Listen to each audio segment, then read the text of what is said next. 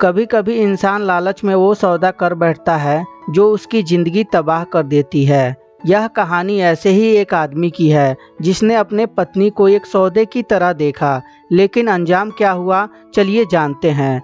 एक गांव में एक सुधीर नाम का एक व्यक्ति रहता था।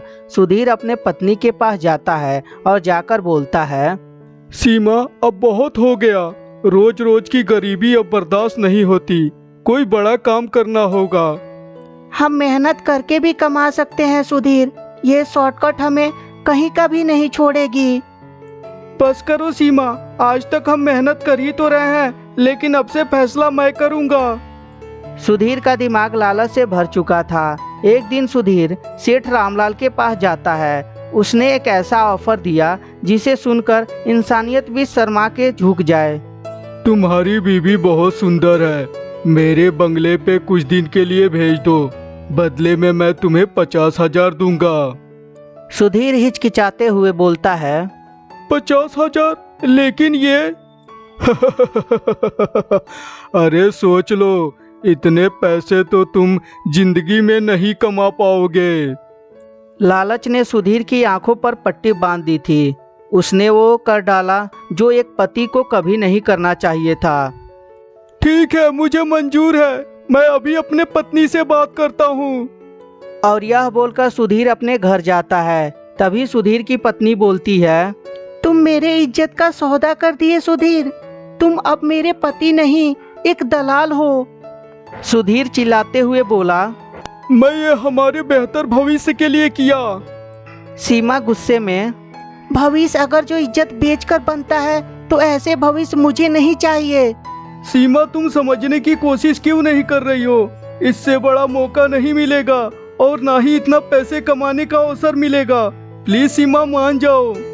सुधीर, मैं तुमसे बड़ा लालची इंसान नहीं देखी। तुमने मेरी इज्जत का सौदा भी कर दिया और ऊपर से तुम मुझे मना रहे हो। तुम्हें पता भी है जब तुम मुझे ब्याह कर लाए थे तो क्या क्या तुम सपने दिखाए थे और क्या क्या कहा था, और आज तुम क्या कह रहे हो? तुम्हें समझ में भी आ रहा है?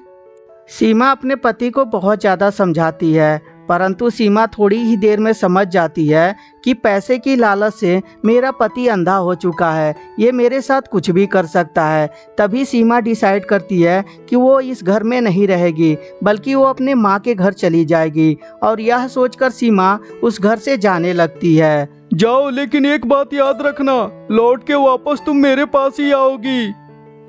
धीरे धीरे 1 साल गुजर जाते हैं। अब सुधीर भी अकेलापन महसूस करने लगता है। उसे भी समझ में आ जाता है कि मैंने सबसे बड़ी गलती की थी। इधर सीमा अपने माँ के घर आराम से रहती है, परंतु इधर सुधीर, सीमा, मुझे माफ कर देना।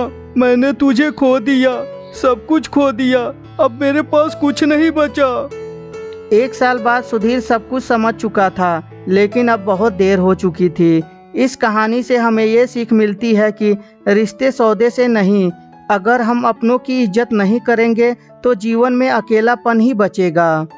तो दोस्तों, ये कहानी आपको कैसी लगी हमें कमेंट करके ज़रूर बताएं। अगर जो ये कहानी आपको अच्छी लगी हो तो कृपया लाइक कर दें और हमारे चैनल को सब्सक्राइब करके घंटी भी दबा दें। और हाँ दोस्तों, अपने दोस्तों के साथ शेयर करना ना भूलें। धन्यवाद दोस्तों।